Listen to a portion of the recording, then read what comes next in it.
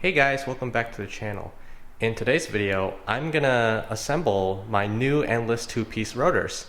Now for this season, I do have a replacement ring that I'm going to assemble onto my two-piece rotor. So I removed the old ring, and on YouTube there's actually no guides or anything on how to actually disassemble it and reassemble the new two-piece rotors. So in today's video, I'm just going to go about my plans on how to reassemble and just do a couple cosmetic things before installing it. So I went ahead and I already disassembled the two-piece rotor. So here I have just the hats. You can see that they're still in good shape. You know, you're gonna get a little bit of that dust and grime that just sticks to it because of the wheel that attaches there. And so one of the things that I want to do, you know, just cosmetic things first, I want to paint these gold. I know that there are endless two-piece rotors that you can get where the hat is like a gold color, and then the new replacement rings that I got is actually the E-slit kind, and so I'll show you guys what that looks like later. But what I have in my garage is actually this Grimspeed gold color, and I want to see how this thing looks after I apply, say, like 2 layers of the Grimspeed gold. And so I'm going to do a little bit of painting in my garage, see how this turns out, and yeah, we'll go from there.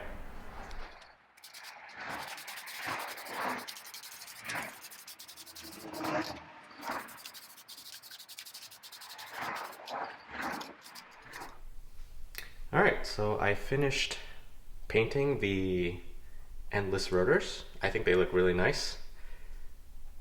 And now we're going to assemble the two-piece rotors. I have all of the hardware supplied by Endless, so that includes these, you know, all the bolts that you need to use to assemble the hat to the actual rotor.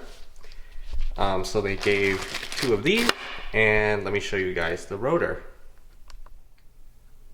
Alright, so here are the E-slit two-piece rotors for Endless. So the first time I actually went with just a curving slit, which doesn't have these like E-shaped vanes, and apparently this is a better design for cooling. So we'll see if it can actually help with all the overheating that I've been experiencing at the track. I also think they look a lot nicer. I do like the design of this E-slit, and price-wise they're actually pretty similar, so you know, there's really no loss there. So let's go ahead and assemble these. It's actually quite simple. You literally just take one of these, you line it up with these holes shown here, and then with the hardware I'll show you how we actually set this up. But basically you take, let me see if I can show you. Alright, so to assemble this, wow, and you can already see it kind of looks really good with the gold with these E-slit rotors. So the hat is lined up now, and you basically just take one of these and you put it through the hole shown here.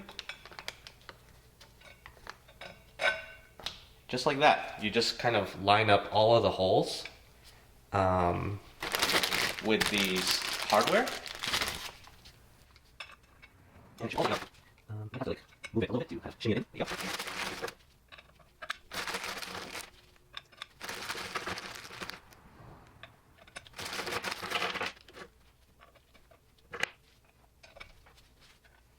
Yeah, I really love the color of the gold. It looks amazing, actually. I think this is going to be awesome once it's all assembled. Alright, so now all of these hardware are assembled. Now you want to take your bolt and use these washers and kind of put these together first. So I'm going to go ahead and just put all of these together, and then I'll turn the rotor and just screw them in. Alright, so I got all my hardware all set up, And now I just have to flip this, and I want to make sure that the paint doesn't chip off, so I'm going to actually set this up so that it's not going to be an issue. So,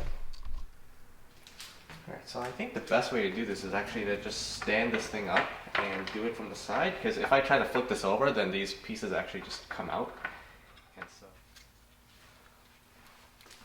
alright, so now I can just show you guys. So if you can see the hat, I just threaded in all of the different hex bolts, and so now it should just hold, and I can probably just flip this and slowly, there we go.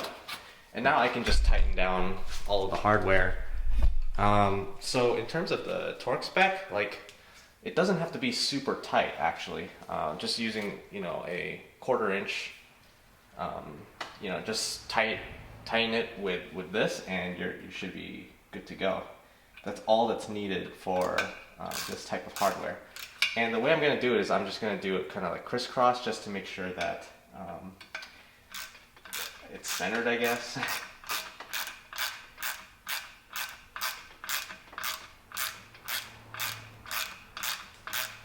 The great thing about the hardware is it's already there's already Loctite on it, so no worries there. This hardware should stay together quite well. All right, I think that's all of them. So that's it. That's the final product. That's how you basically assemble a 2-piece rotor. And just look at that. That looks amazing, in my opinion. Let me show you. Look at that. I think the gold looks really good. I'm hoping it can hold up. I don't know if it will hold up since, brake temps and all that. But yeah, check it out. This is going to be the endless 2-piece front rotors that I'll be running for next season. Alright, just wanted to show the final product. So I finished both of the rotors, and man, they look really good.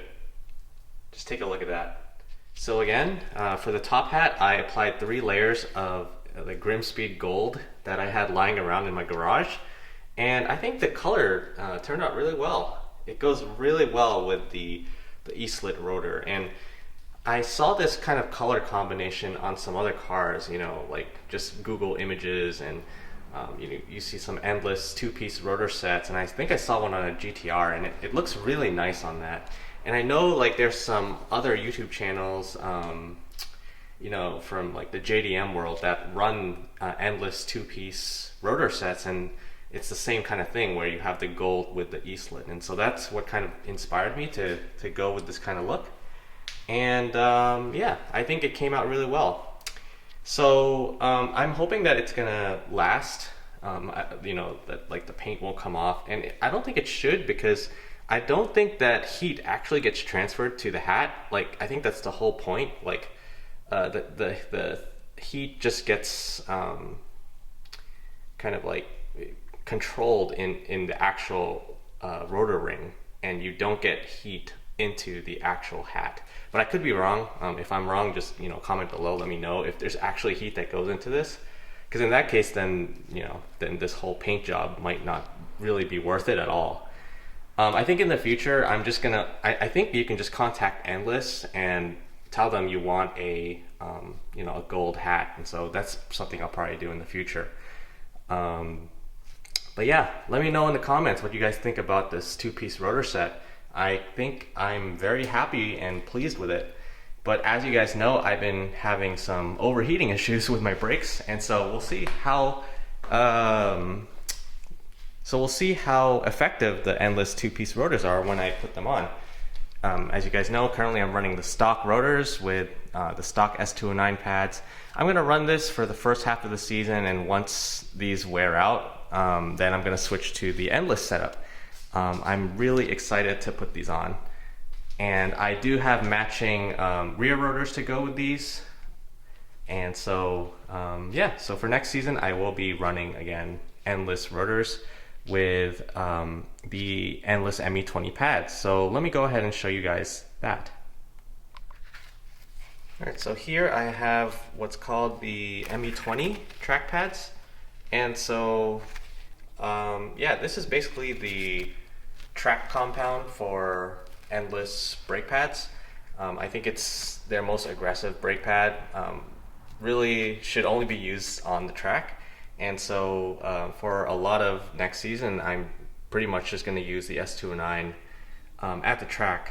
And so I think these are going to help. I'm hoping that they help a lot with the overheating issues I've been having, and will have a much better initial bite that that will help me shave some lap times. Previously, I did run the MX72 pads. Those I had a lot of issues. I had like brake pad deposits forming, and some people, they say that like it might be due to like me not bedding them in properly, but I've also read that if you do see that kind of brake pad deposits on your rotor, that's a sign that you need to upgrade your brake pads to something more track focused. And so here I'm trying to just take out, these are the rear pads. I mean, I don't really have to show you guys, but I do have front and rear ME20s, and I'm gonna run it with these endless 2-piece front rotors, and then I have just a 1-piece rear rotor in the back. So if you guys like the content, feel free to like, subscribe, and let me know what you guys think about this brake setup. Personally, I'm hoping that the endless setup with my stock S209 calipers will work well and help shave lap times. Thanks again, hope to see you again soon.